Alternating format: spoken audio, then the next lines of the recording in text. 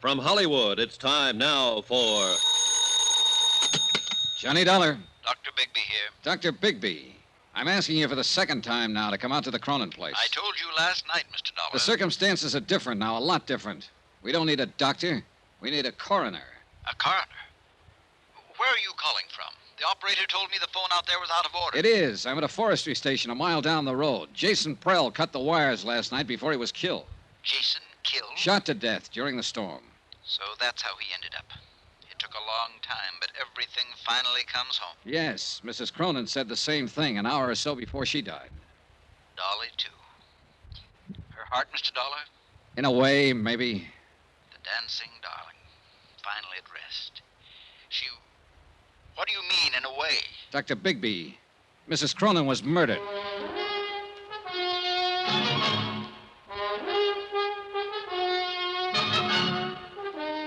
Tonight and every weekday night, Bob Bailey in the transcribed adventures of the man with the action-packed expense account, America's fabulous freelance insurance investigator. Yours truly, Johnny Dollar.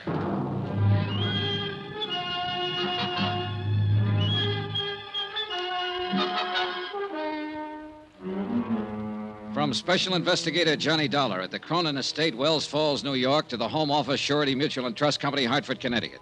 Assignment, the Cronin matter. Expense account, final page. Item 13, 10 cents. A half pack of cigarettes I left with a farmer who gave me a lift back from the forestry station. The price of my own feelings at the moment would have been lower. About 8 cents lower, in fact. I brewed another pot of coffee and sat down to wait for Bigby. But this time I laced the coffee with brandy. The sun was up by then, clear of the horizon, bringing a bright new morning and a brand new day. The storm was long over, and the world sparkled and danced. But too much of the night was still with me, and the past still too much alive. And yet, maybe Dolly Cronin was better off. She was a part of that past now, where friends were always true, and every minute of life was even more wonderful than the last one. And where she was still and forever the dancing darling. Good morning, Johnny. Oh, hi, Sylvia. I'm in the coffee business this morning. How about it? Please. Having yours with cream, I see. Yeah, bad night. Shall I make yours the same way? Right. I had a bad night, too. Thanks.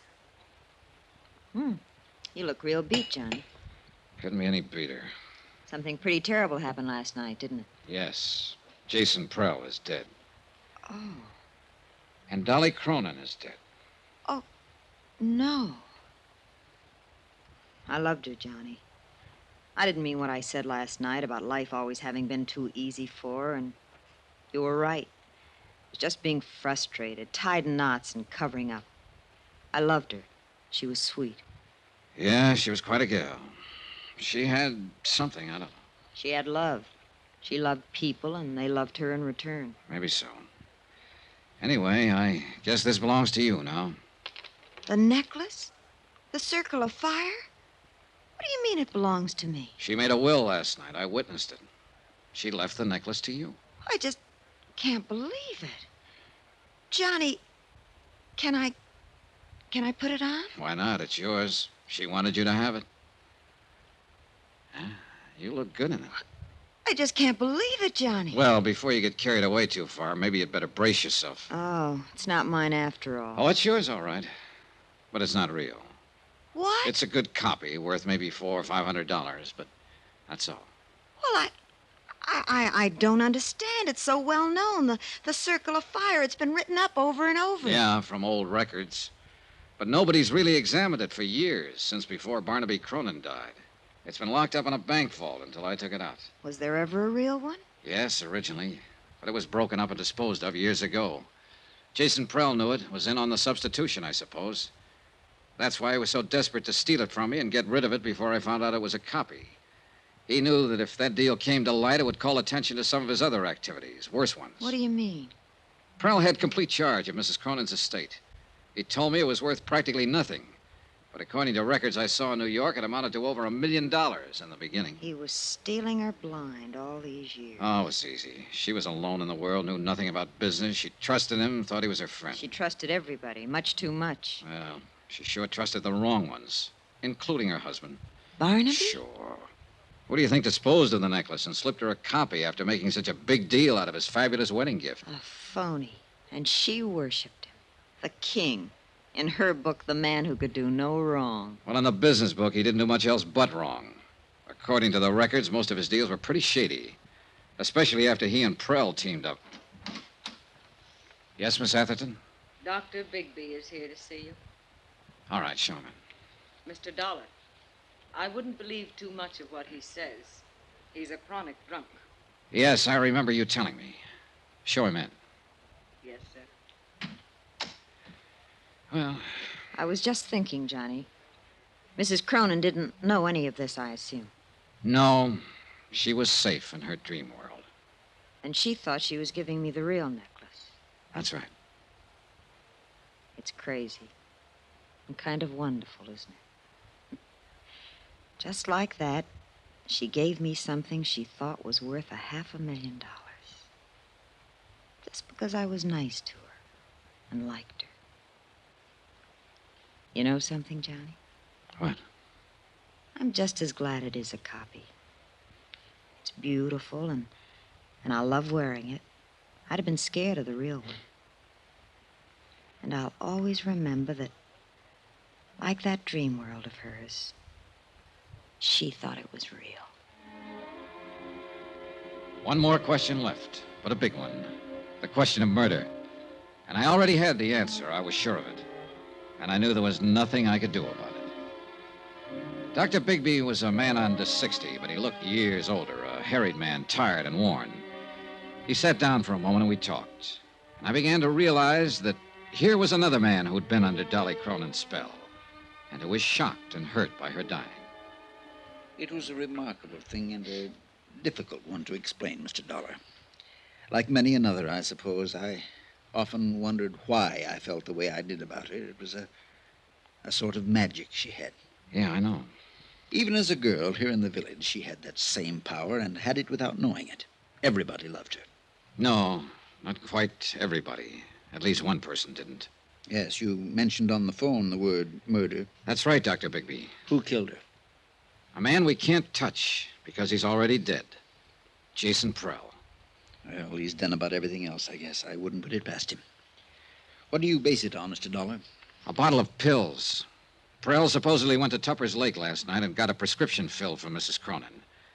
She took some of it this morning, an hour and a half before she died. There it is.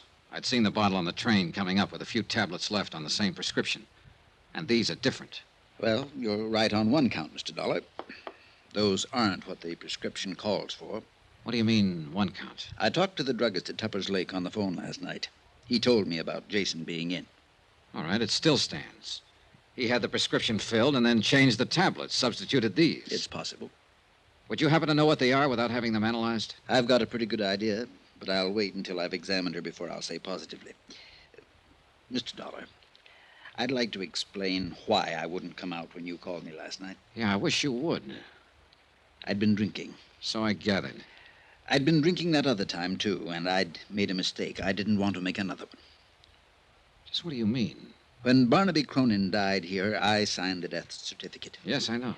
I hadn't treated him. He was dead when I came out. I called it a heart attack. I was drunk, and I was wrong. Barnaby was poisoned. Go on. I didn't suspect it until later, and then I was afraid to do anything about it. I'd signed that certificate, and I knew it would break me. So I kept still, and I consoled myself with drink. And finally, it broke me. So the same end result was achieved. Look, Dr. Bigby, if Barnaby Cronin was here alone, then how was he poisoned? Alone? He wasn't alone when he died. She was here with him. Mrs. Cronin? Of course not. Why do you think he was always making trips up here, always by himself? I didn't know he was. For years, every week or two, the whole village knew about it. She was here with him that night. She's the one who called me, asked me to protect her good name. She's the one who poisoned him. And now she's had another try with the same poison. But why? Ask her why. Ring for her and ask her. That won't be necessary. Well, I'll go on up and make my examination. Well, Miss Atherton, I'm asking, why? He was planning to break off our relation. He told me that night. She'd finally won. That silly little fool had finally won. But I didn't let her win.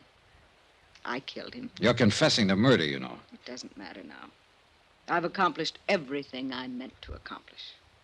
So it was you who changed the tablets in her prescription bottle and substituted the poison. Of course. It was so easy. For once in my life, things were just as easy for me as they'd always been for her. Will you have the sheriff come out, Mr. Dollar? I'd like to make my confession.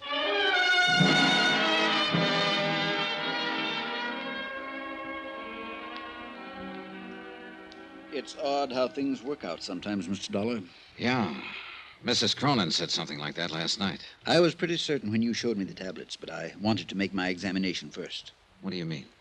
After Barnaby died and I started to suspect Miss Atherton, I managed to steal the poison from her in order to analyze it. I substituted harmless tablets of the same general appearance. And those are what she's kept all these years? What she gave to Mrs. Cronin? That's right. They were perfectly harmless. But in that case... Dolly Cronin died from a heart condition. The tablets had nothing to do with it. In a sense, Dolly died the same way she lived, from natural causes. Expense account item 14, $83.90. Incidentals and transportation from Wells Falls back to Hartford. Expense account total, $263.30. End of account, end of report. Remarks? The insurance angle here seems a little muddy. Premiums were paid for years on an item that didn't exist. And yet, no claim was filed, and none will be. So, well, I leave it to your legal eagles. Me, I'm beat and tired and maybe a little sad. I've come out of this with a kind of nostalgia. And for a time and place I never even knew. And I'm halfway in love with a girl back in that time and place. A girl I've never seen. Oh, sure, I know. It's a dream world and a dream girl, and none of it exists. But it's too bad. I wish it did. Because she must have been a honey. A real sweetheart. A dancing darling. Yours truly, Johnny Dollar.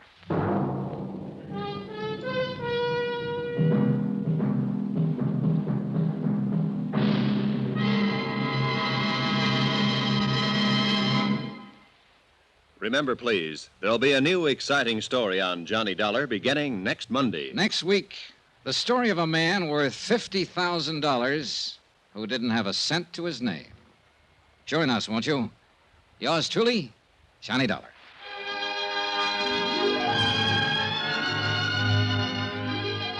Yours truly, Johnny Dollar, starring Bob Bailey, is transcribed in Hollywood. Written by Les Crutchfield, it is produced and directed by Jack Johnstone. Heard in this week's cast were Virginia Gregg, Shirley Mitchell, Vivi Janis, Barbara Fuller, Benny Rubin, John Daner, and Parley Bear. Musical supervision by Amerigo Marino. Be sure to join us on Monday night, same time and station, for another exciting story of Yours truly, Johnny Dollar. Roy Rowan speaking.